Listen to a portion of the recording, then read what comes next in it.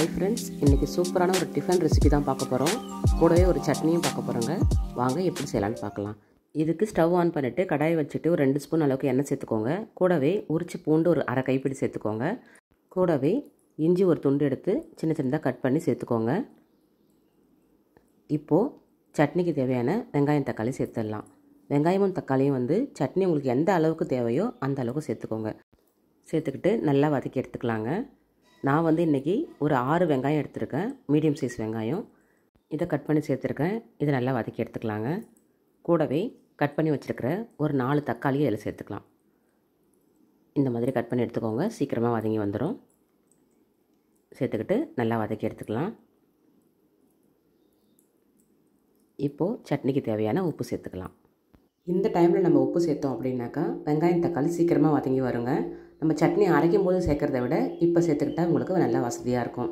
இந்த சட்னிக்கு தேவையான காரத்துக்கு ஒரு 5 காஞ்ச மிளகா, அப்புறம் கலர் நல்லா வர்றதுக்காக ஒரு 4 காஷ்மீரி சில்லியும் சேர்த்துருக்குறாங்க.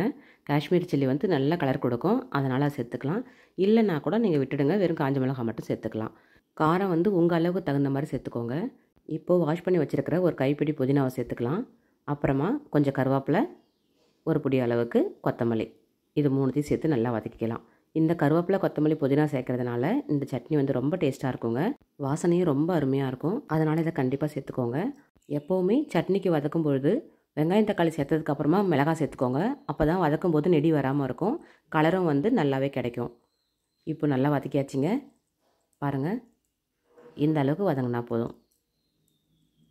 இப்போ நம்ம இதை அப்படியே எடுத்து ஆற வச்சிடலாம். சட்னி உடனே உங்களுக்கு வேணும் அப்படின்னாக்கா இதை ஒரு வேறு பிளேட்டுக்கு மாற்றிட்டு நல்லா ஆற வச்சுட்டு உடனே அரைச்சிக்கோங்க. இல்லைனா இதை அப்படியே கடையிலே வச்சு ஆற விட்டுடலாம். இப்போது மாவு இந்த பக்குவத்துக்கு எடுத்துக்கோங்க. அதுக்கு தேவையான பொருளெல்லாம் கட் பண்ணி வச்சுருக்கேன் பாருங்கள். வெங்காயம், தக்காளி, குடமிளகாய், கொத்தமல்லி, கருவேப்பிலை, புதினா, ஒரே ஒரு பச்சை மிளகா. குழந்தைங்க இருந்துச்சுன்னா பச்சை மிளகாவை ஸ்கிப் பண்ணிடலாம். இப்போ சின்ன சின்ன தோசையாக வாத்துட்டு இது மேலே நம்ம இதை அலங்கரிச்சிடலாம்.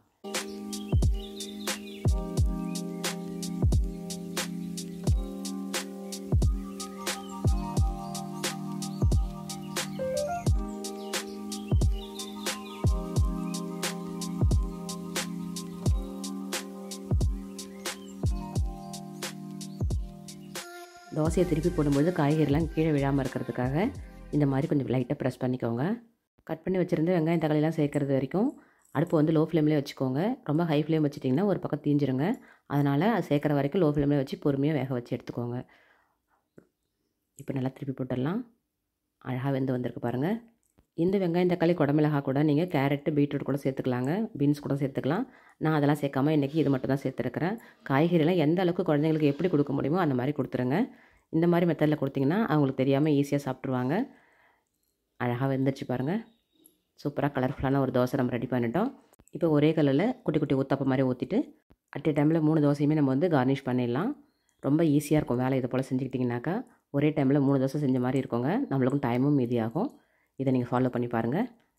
இந்த தோசை கூட கார சட்னி, தேங்காய் சட்னி, அப்படி இல்லைனா புதினா சட்னி, அப்படி இல்லைனா சாம்பார், இல்லை வெறும் தூள் கூட வச்சு சாப்பிட்லாம், இல்லை வெறுமனே கூட சாப்பிட்லாங்க. ரொம்பவே நல்லாயிருக்கும்.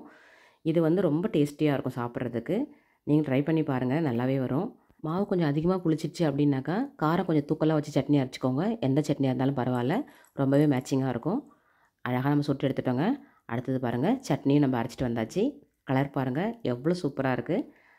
இந்த மாதிரி கொஞ்சம் குறப்பாக அரைச்சிக்கோங்க, ரொம்ப நைஸாக இருக்கக்கூடாது. அடுத்தது தாளிக்கிற கரண்டியில் எண்ணெய் சேர்த்து கடுகு, உளுத்தம் பருப்பு, காஞ்ச மிளகாய், கருவேப்பிலை, பெருங்காயம்லாம் சேர்த்து தாளிச்சிடலாங்க. எந்த சட்னியாக இருந்தாலும் தாளிக்கும் பொழுது ஒரு பிஞ்ச் அளவுக்கு பெருங்காயம் சேர்த்துக்கிட்டால் ரொம்ப வாசமாக டேஸ்டியாக இருக்குங்க. சட்னி பாருங்கள், தாளிச்சதுக்கப்புறமா எவ்வளோ சூப்பராக இருக்குது. இப்போது சட்னியும் ரெடி ஆகிடுச்சு. வாங்க சர்வ் பண்ணிடலாம். இந்த வீடியோ உங்களுக்கு பிடிச்சிருக்குன்னு நினைக்கிறேன். ரொம்ப சிம்பிளான ரெசிபி தாங்க இது. நீங்களும் ட்ரை பண்ணி பாருங்கள். நீங்கள் எப்போவுமே செய்கிறது தான் இதெல்லாமே. இருந்தாலும் சின்ன சின்ன டிப்ஸ் எல்லாம் ஃபாலோ பண்ணால் ரொம்பவே டேஸ்டியாக கிடைக்கும். அதுக்காக வேண்டி இந்த வீடியோ அப்லோட் பண்ணியிருக்கிறேன். பிகினர்ஸாக இருந்தாக்கா ரொம்ப யூஸ்ஃபுல்லாக இருக்கும். இதில் ஏதாவது சேஞ்சஸ் பண்ணணுன்னாக்கா நீங்கள் கமெண்ட்டில் சொல்லுங்கள், நானும் ஃபாலோ பண்ணிக்கிறேன். இந்த மாதிரி சிம்பிள் ரெசிபிஸ்லாம் வேணும்னாக்கா குப்புஸ் காரப் சேனலை சப்ஸ்கிரைப் பண்ணி வச்சுக்கோங்க, ரொம்ப யூஸ்ஃபுல்லாக இருக்கும். அப்புறம் உங்கள் ஃப்ரெண்ட்ஸ் அண்ட் ரிலேட்டிவ்ஸ் கூட ஷேர் பண்ணுங்கள், அவங்களுக்கும் யூஸ்ஃபுல்லாக இருக்கும். வீடியோஸ் பார்த்துட்டு சப்ஸ்கிரைப் பண்ணாதவங்க சப்ஸ்கிரைப் பண்ணிவிடுங்க, ரொம்ப ஹெல்ப்ஃபுல்லாக இருக்கும், ரொம்ப மோட்டிவேஷனாக இருக்கும் எங்களுக்கு. கமெண்ட் பண்ணுங்கள், லைக் பண்ணுங்கள். இந்த வீடியோ பிடிச்சிருந்ததுன்னா இதை மாதிரி செஞ்சு பாருங்கள். தேங்க்யூ.